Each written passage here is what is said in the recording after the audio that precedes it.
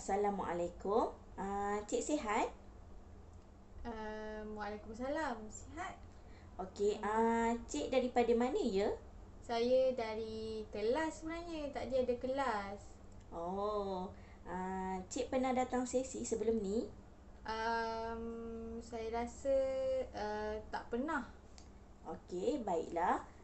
Kita akan mulakanlah sesi kita pada hari ini. Okey, sebelum tu saya Najibah, kaunselor anda pada hari ini. Boleh cik ceritakan sedikit latar belakang cik? Okey, latar belakang saya. Nama saya Ainia Syakira binti Mahari. Okey. Umur 23 tahun. Mm-mm. Saya tinggal di Kuala Berang, Terengganu. Saya ada adik-beradik 2 orang. Lepas tu saya ni anak bongsu. Saya belajar di USIM dalam bidang food bio. Okey, kalau macam hobi saya suka buat kek. Okey, kalau macam tu boleh saya panggil Cik Ain? Boleh? Okey, tadi Ain ada bagi tahu serba sedikit latar belakang Ain, iaitu Ain berumur 23 tahun, tinggal di Terengganu, Yep. mempunyai 2 adik-beradik dan Ain merupakan anak bongsu lah kan daripada 2 beradik tu. Ain sekarang belajar di Universiti Sains Islam Malaysia. Yep. Dalam bidang food bio. Dan Ain ada bagi tahu yang Ain suka buat kek. Boleh saya tahu Ain suka buat kek apa ya? Saya suka buat kek coklat, kek batik. Lepas tu paling saya sukalah saya suka buat cheese coat. Lepas tu bila lepas buat kek tu saya rasa macam puas. Lepas tu seronok bila kek saya buat tu menjadi. Kan biasa kalau orang buat kek lepas tu tak menjadi, dia macam dia tak seronok kan. Faham? Lepas tu saya rasa happy lah sebab boleh makan kek tu. Macam tu.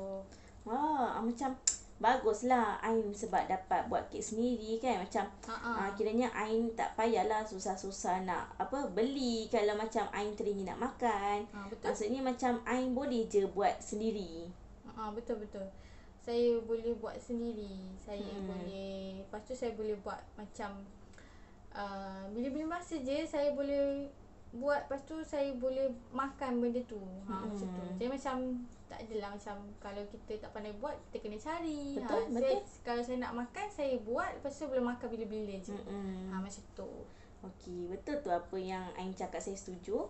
Okey, jadi saya dah kenal Ain serba sedikit lah kan. Okey, jadi sebelum mulakan sesi ni, saya akan kongsi sedikit prosedur sesi kita ni. Okey. Dalam sesi ini Ain boleh ceritakan apa-apa saja pada saya. Saya akan mendengar, memahami dan kita sama-samalah cari jalan penyelesaian dia. Okey. InsyaAllah apa saja yang Ain ceritakan pada saya ni, saya akan rahsiakan. Kecualilah kalau perkara ini boleh membahayakan Cik Ain atau orang lain, saya terpaksalah bagi tahu pihak ketiga. Okey. Untuk sesi ni kita ada lebih kurang 30 hingga 45 minit. Okey, tapi kalau lebih pun tak apa, bergantung pada isu yang Ain nak kongsikan lah. Apa dengan saya. Ain faham? Okey, setakat ni saya rasa saya faham. Okey, Alhamdulillah kalau macam tu. Apa yang Ain nak kongsikan dengan saya pada hari ini? Apa yang saya nak kongsikan pada cik hari ni Okey, saya sebenarnya ada masalah kurang keyakinan dalam diri saya lah. Macam tu. Saya macam macam tu lah. Saya ada kekurangan dari saya. Saya susah nak yakin pada diri saya. Macam tu. Kiranya Ain ada isu lah. Isu kekurangan keyakinan dalam diri Ain. Okey, boleh Ain ceritakan lebih lanjut tentang isu itu? Okay, isu dia pasal kekurangan dalam diri. Okay, macam ni.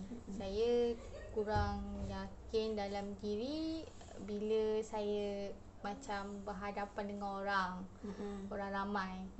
Dulu sebenarnya saya dulu pernah diejek. Masa saya form 4, saya masuk sebenarnya saya masuk sekolah barulah. Sekolah tu sekolah bercampur lelaki dengan perempuan. Sebabnya sebelum ni saya form 1 sampailah form 3 saya sekolah perempuan je. Maksudnya kat sekolah semua perempuan. Yang lelaki pun cikgu je lah. Okay. Bila saya masuk form 4 tu, saya tak kenal ramai orang. Saya tak kenal orang. Lepas tu adalah geng lelaki ni. Saya perasan lah salah seorang dari geng lelaki ni, dia selalu tengok saya. Dia selalu perhati saya. Kalau saya cakap dengan kawan perempuan, dia mesti akan pandang saya. Macam tu. Dia macam tengok saya lah. Macam pandang dia macam pelik lah. Macam tu. Saya ingatkan dia macam sukakan saya. Okay. Sebab memang nampak sangat dia memang pandang saya. Kalau orang lain mesti kalau duduk kat saya mesti dia akan rasa macam tu jugalah. Macam tu.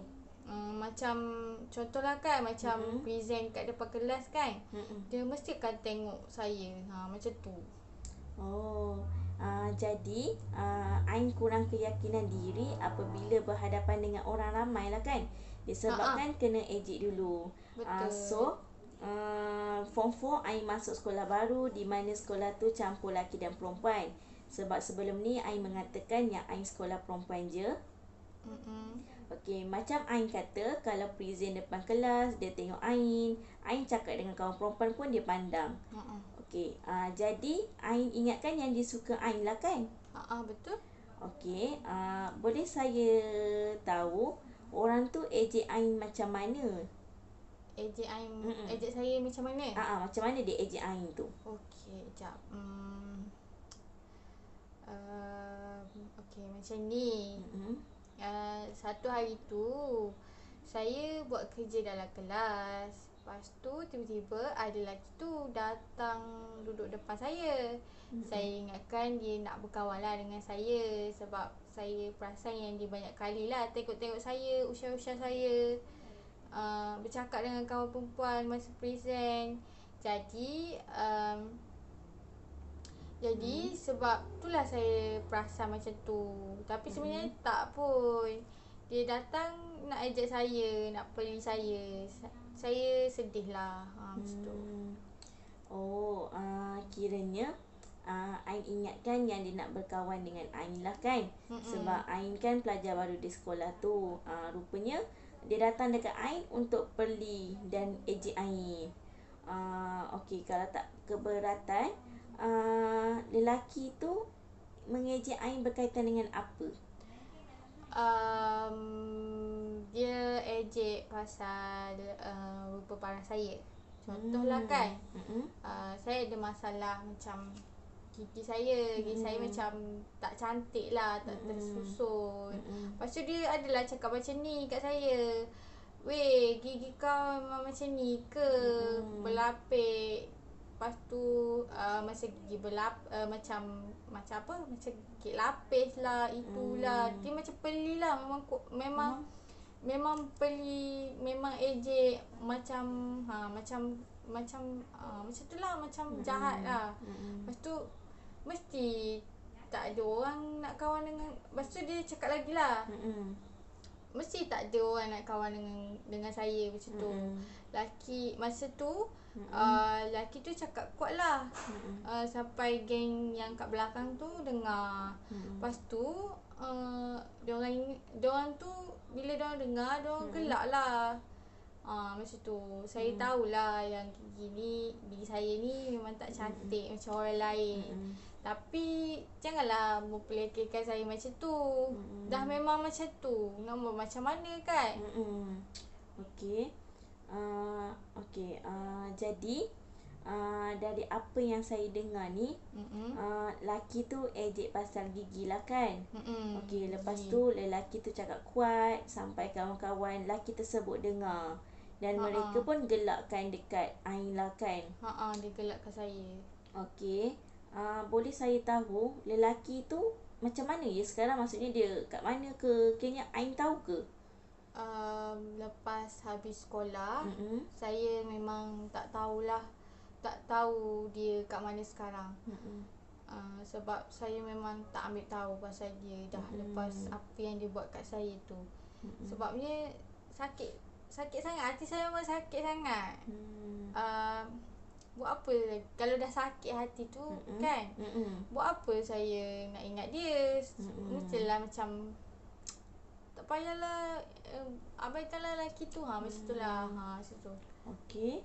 Jadi Ain mengatakan yang Ain tidak ambil tahu pasal lelaki tersebut supaya Ain tidak berasa sakit hati. Okey. Ain ada tak berdendam dengan lelaki tu? Saya sebenarnya berdendam jugalah. Sebab kadang-kadang saya akan teringat benda yang dia buat tu. Lepas tu macam nak hilangkan rasa dendam tu macam ambil masa lah. Macam tu. Okey. Okey, maaf. Kalau boleh saya tahu, berapa lama ya Ain nak hilangkan rasa dendam tu? Hilangkan rasa dendam tu kan? Okey, sebenarnya sekejap je.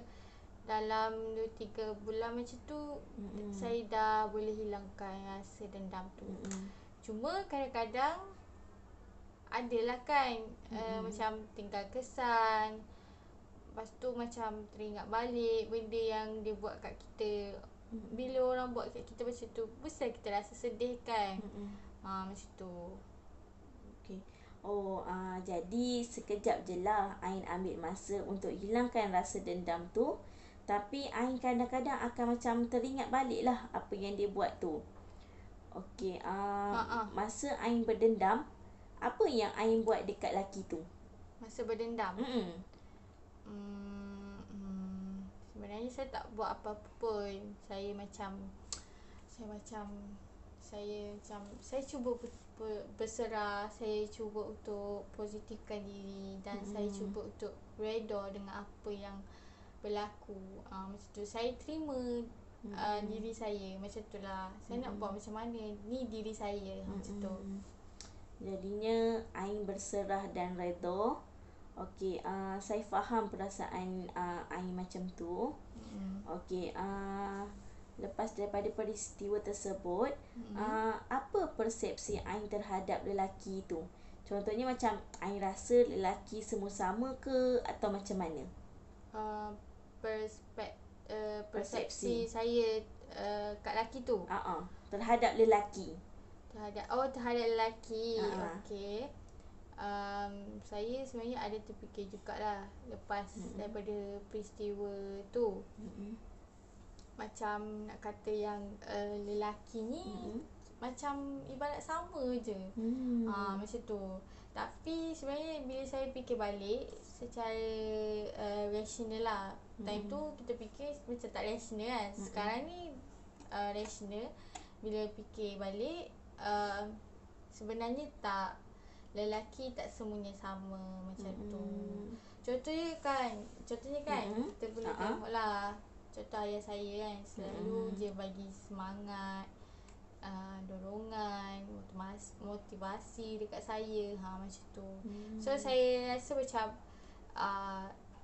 tak semua lelaki yang macam dia. Macam ada, maksudnya berbeza lah lelaki. Ada berbeza perangai. Macam tu. Lepas daripada peristiwa tu Ain ada terfikir yang lelaki semua sama. Tapi bila Ain fikir balik secara rasional, tak pun.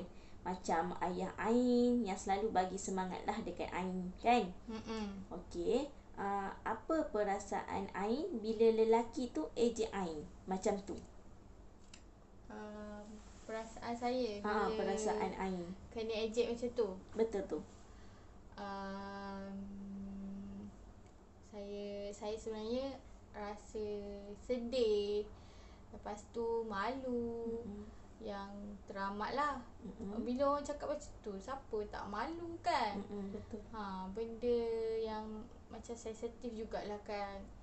Lepas tu saya terfikir, kenapa saya yang kena ejek, kenapa tak orang lain kan? Lepas tu saya fikirlah juga, teruk sangat ke gigi saya ni sampai ada orang tegur macam tu.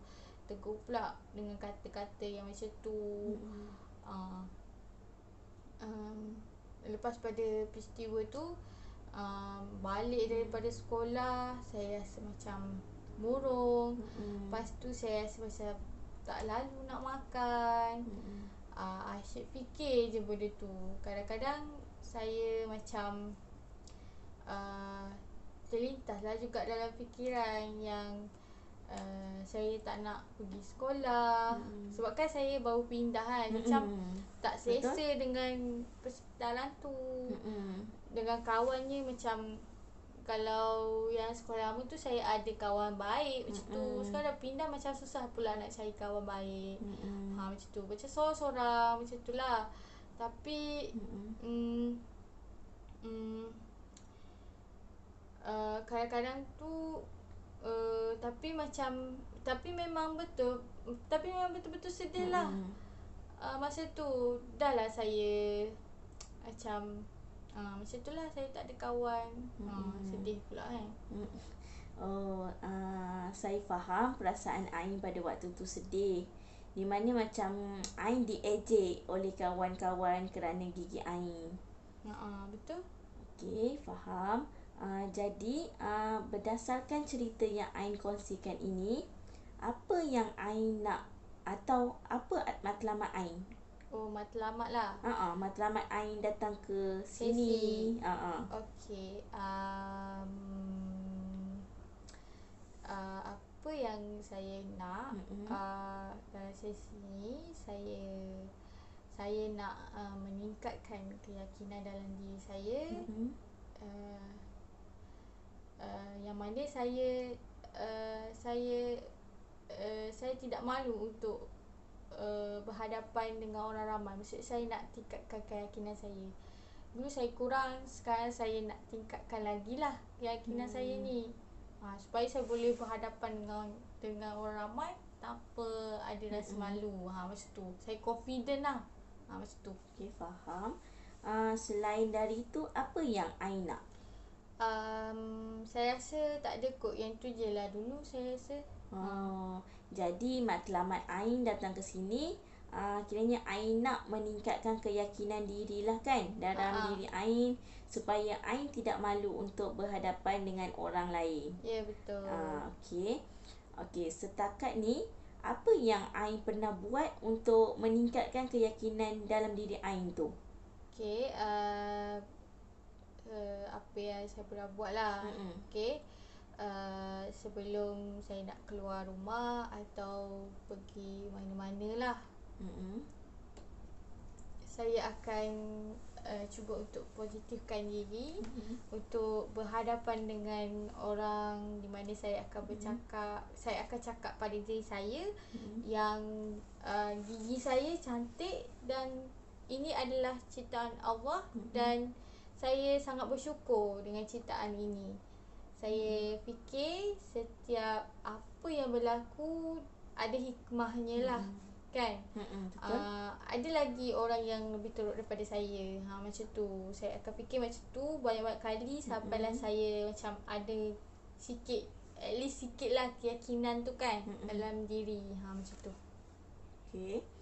Saya setuju apa yang Ain cakapkan ni. Macam semua manusia ada kelebihan, ada kekurangan. Mungkin pada pandangan Ain, gigi Ain adalah keburukan, tapi sebenarnya ada kelebihan. Ya, betul. Okey, adakah dengan positifkan diri Ain tu, dia berkesan untuk meyakinkan diri Ain bila Ain keluar rumah tu? Saya rasa macam kadang-kadang macam berkesan. Lepas tu kadang-kadang macam tak berkesan. Macam tu. Saya rasa lah. Okey. Boleh saya tahu Kalau berkesan tu jadi macam mana bila Ain keluar rumah dan macam mana pula bila tidak berkesan tu? Kalau berkesan, saya rasa ada keyakinan untuk bercakap dengan orang. Lepas tu kadang-kadang saya dapat lupa masalah yang saya hadapi lah. Macam tu. Lepas tu kalau tak berkesan, saya jadi macam takut nak bercakap dengan orang. Kadang-kadang tu saya mengelak macam tu lah. Kadang bila beli barang tu, saya ambil barang dekat rak tu, terus saya bayar, lepas tu terus balik. Macam saya tak confident lah macam tu. Kalau orang nak cakap dengan saya akan mengelak macam tu. Okey. Jadi Ain rasa kadang-kadang perkara yang Ain buat ni berkesan, kadang-kadang tidak berkesan. Betul. Macam bukan 100% lah menjadi apa yang Ain buat ni. Okey, Ain pernah tak buat apa-apa plan untuk tingkatkan keyakinan diri Ain? Oh, plan untuk tingkatkan keyakinan diri saya ni. Plan Ain. Sekejap, saya fikir sekejap. Okay. Saya pernah lah jugalah kan terfikir untuk pakai mask bila keluar rumah. Sebab kan kalau kita pakai mask, kita macam tutup lah muka. Bukan seluruh muka, tapi bahagian gigi lah, bahagian mulut ni saya boleh tutup. Macam tu. Bila saya nak bercakap, bila saya pakai mask tu kan, orang ajak bercakap macam adalah sikit confident tu. Macam orang tak tengok, tak apalah, bolehlah bercakap. Macam tu. Saya rasa macam tu lah. Okey, faham. Kiranya Ain dah ada plan lah untuk Ain buat tu. Okey, pernah tak Ain terfikir nak pakai braces ke? Hari tu saya pernah lah juga terfikir untuk pakai braces. Tapi masa tu saya ada masalah kewangan.